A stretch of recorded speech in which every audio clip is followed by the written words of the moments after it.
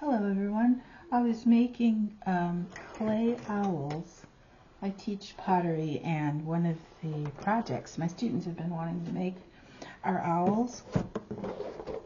And actually my sister came up with this luminary type owl, and so I've been practicing it because one thing I know is, even though I've been doing pottery for many years, when you're trying to teach something, you got to make sure you know what you're doing before you get in front of everybody and things fall apart, even though that has happened to me. I have these little plastic bowls, and they start out in these bowls. I wonder what the diameter of this is. It's about 5.5 inches in diameter. But I've been working on different sizes to see which one works best. If this was a little plastic bowl, is this the same? Now this one's about 4 3/4. And the way you start it out is, well, let me get some softer clay first. Just to have to figure out where I put it. Here it is.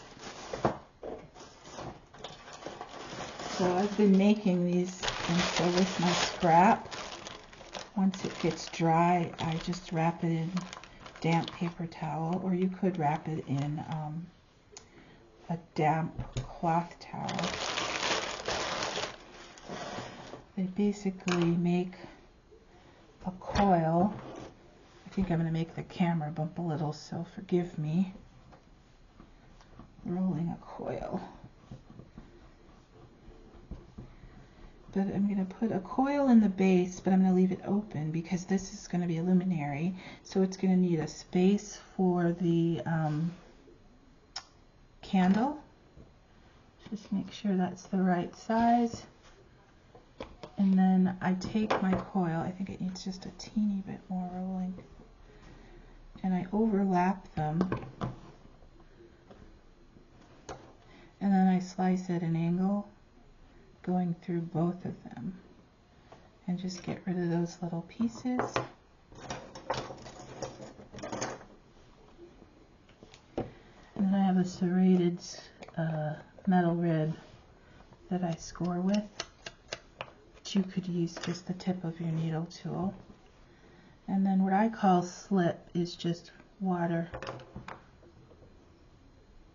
And sometimes I will add a couple drips of vinegar in my water, which helps keep the clay a little more plastic, keeps it from cracking as much. Even though I am using speckled brownstone by High Water, which is very plastic, and I don't have much trouble with my coils cracking at all. And then I'm going to score all on the top. And the difference between a beginner and, I think, an intermediate or advanced student is you really learn to understand the stages of clay, and for this particular form you really need to know when to move forward and when to wait. And if you can really get that part of it, you'll do well to keep it from falling apart as you're building it. So you can see I've got my scored little coil in the bottom, and then I'm going to take slabs of clay that I textured already and cut ovals. I think I'll just use this size. This size is the size I've been using a lot, but it's this particular project, it's really fun to have all different sizes. Like, for instance, I've got this one that could be a nice feather size, but for this particular one I'm just going to do ovals. So first I cut out all my pieces, and I'm not going to do the whole thing on camera, but I will show you the end result because I have a couple that I have finished. And I find that this project it's helpful if you get all your little pieces that are going to actually be the feathers and the body of the owl. Get all of those cut out first. I forgot to mention that after you texture it, then you want to turn it over and score the back, the entire back of the slab. That way you won't have to pick each piece up and score each individual piece. You can cut them out and they'll already have the score marks on the back. So that's helpful. And then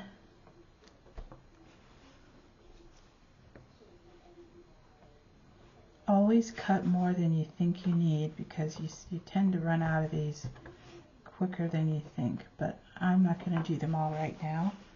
So like once you have them all cut out, if you still have scrap, you can go ahead and roll it out and cut some more until you run out. And I'm just going to put mine in this corner, and I'll show you how I do it. So I roll it, it's probably about 1/8 of an inch thick. You don't want them too thick, but you don't want them too thin.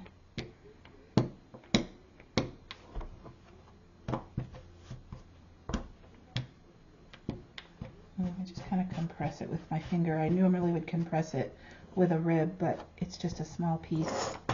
And then I take my little handmade texture roller that I made out of wooden skewers glued onto a cardboard, pretty heavy duty cardboard too. And I'm just going to try to use up, oops, I forgot I was going to show you. You're going to score the back really well, and that way you won't have to score each individual piece. Don't be timid with score marks, because they're really what helps fuse your pieces together. So this one I forgot, so I've got to do this one individually. Okay, and then I'm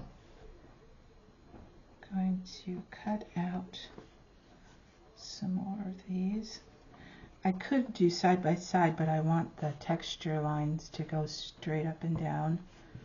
Otherwise I could probably get more if I did them side by side, but, and this one's not completely oval, but I'm not going to need it, that top part, on every shape. Okay, so now I've got enough of these that I can just show you how to get this form started. So you take your container, and before you start building in it, especially if it's plastic, you want to line it with like Vaseline or some type of oil. We have an old can of Crisco because we don't really eat Crisco anymore. We don't really use it in our food. So I've been using it to oil anything that's really rigid, like plastic or glass, if I want to use it as a mold. Just so that my clay will release. And then if you can see, I'm just adding some slip. And then I'm going to actually need to put the slip on the front of these. And I'll show you why. But like I said, if you can see that the clay is shiny, then you've probably got enough slip. And I'm calling it slip, but it's just water. It ends up getting kind of like a slip because when you use it over and over, the clay will get in there. And slip is basically just liquidy clay that we use as a glue to hold our pieces together, in case you didn't know that. And then take your pieces. You're going to press them in and gently overlap them, or at least make sure they're touching. They don't always have to overlap.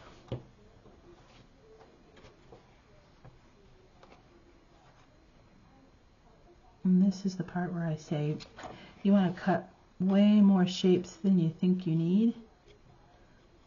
For the first ring, I'm just going to make my shapes solid. The second ring and on up, I'm going to cut a smaller opening, in the center, which is going to make it have that luminary effect. So let me get these all the way around.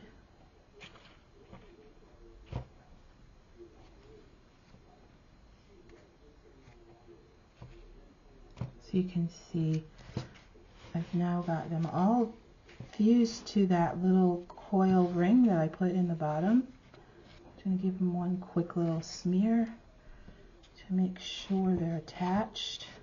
So it looks almost like a flower right now.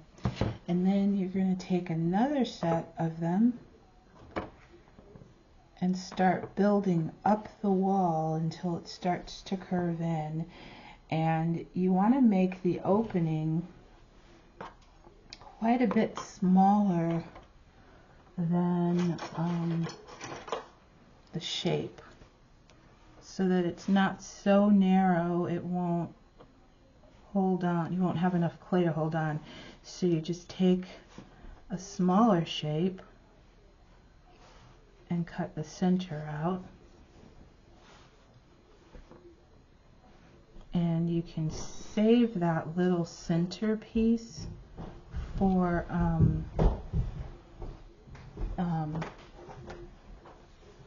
other feather type pieces, or you can just ball them up and keep them soft and use for more of the actual feathers. So now I've got those centers cut out. And then you just take your slip, go around again, and you're going to take these pieces. Oops, I need to add slip to those too. And I'm going to attach them so that the wider part is on the bottom and the little teardrop part is on the top. And you just put them in and press so that they're touching the row beneath, and it's almost like you're laying brick or almost building a pyramid. And as long as they're touching and fused together, they'll be okay. Because this base piece is going to firm up right here in the container. And then you're going to keep building so that I push mine back, and then I'm going to attach more to this part in the front and keep building and building. And so I do have one that's finished. It's not finished. I actually need to embellish it a little bit, but I thought I'll show you what's happening here.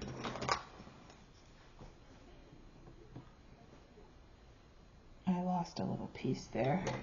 But if you can see from this guy, he was in a bowl, was actually in that bowl. Once it's firm enough, and it usually takes about overnight, you just take it out of the bowl. And then you're going to notice that on some of the little openings, I've already cut some of them away, but they might have gotten a little overlapped from just the layering process. So you just want to take a thin knife, and this is my X-Acto knife, but it works with the tip of your fettling knife or just a little small paring knife. But if you can see, it got a little bit overlapped by one of the pieces, and so this is just a nice way to take your time and make those little oval teardrop type shapes a little better defined.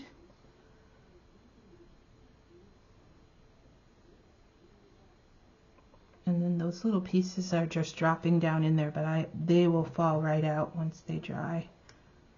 So I don't have to try to fish them out right now. But see, here's another one where I can make that opening a little better just by cutting around. So I'm going to do that on this one as well. Okay, and this one right under the eye. But this is best to do once the clay has set up to about a soft leather hard stage. And that's why I was saying knowing the stages of clay is really important, because you can always clean things up much better when the clay's had a little time to firm up.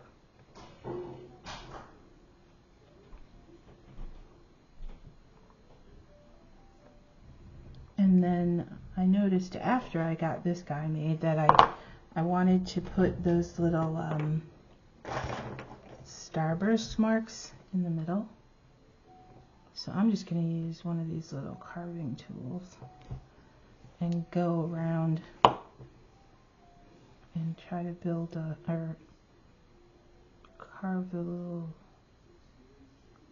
markings. Makes an owl's eyes come alive a little better with these.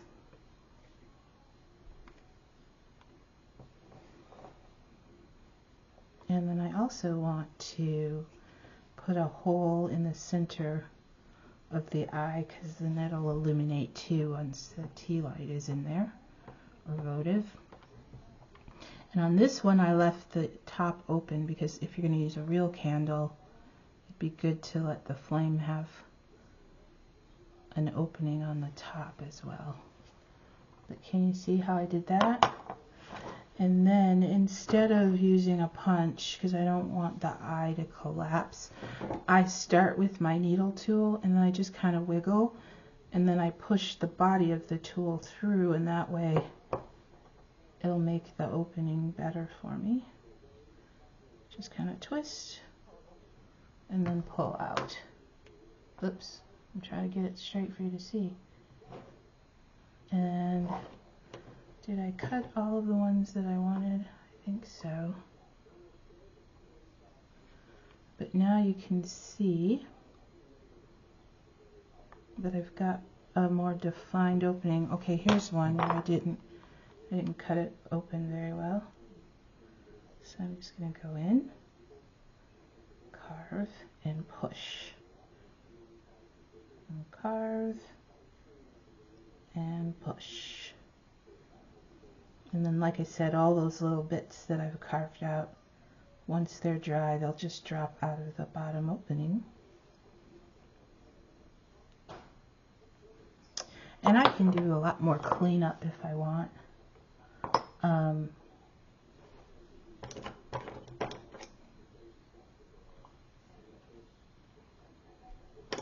And you could put wings on it if you wanted to, but I'm going to leave him just like this. And then I'll show you. Let me run and grab the other guy.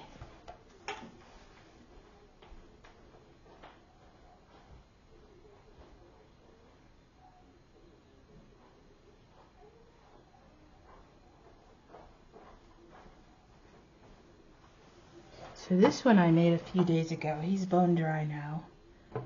Let me move this. So I've been having fun making these owls. So here's another one, but you can tell the difference between soft leather hard and bone dry. It's the same clay, it just gets a little more chalky. And then this is the bottom. And then you can just take one of those little, I think the battery finally died on this one, but you can just set them over a tea light or a battery operated light and it'll illuminate. I don't know why he's not fitting. Anyway, I've got this one. I'll show you the bottom. See? So that's already got the nice little opening. There's some of my bits falling out right there. That's okay. The other thing I was going to tell you is when it's still at the soft leather hard state, if it starts to buckle, you can just go in with a wooden knife or something soft enough to not break it, maybe slightly curved, and push it out to get more of that belly, rounded belly. But again, if you have a light, I think this tea light's a little bit of an awkward shape, but that's how you would do it. You would just set the tea light, the hole over a tea light or a votive, and it could be a real candle. I would just recommend being very careful with the real flame, but of course it's been fired to almost 2,000, well, after it's glazed, it has been fired over 2,000 degrees, so of course it won't melt anything on the actual form. But this is the Luminaire clay owl. And you can see this one I started with larger cutters, and it's a slightly shorter owl. So when I made this one, I decided I would like to use slightly smaller cutouts. So that's what it looks like with slightly smaller cutouts. So I've got some owl samples or options to show my students. This is the owl mug, and these are the owl luminaries. And then I'm going to work on one other that's going to be hopefully an owl planter. And the way I did this one was I wrapped it over a balloon, and I'm giving it some time to firm up, to get to soft leather hard.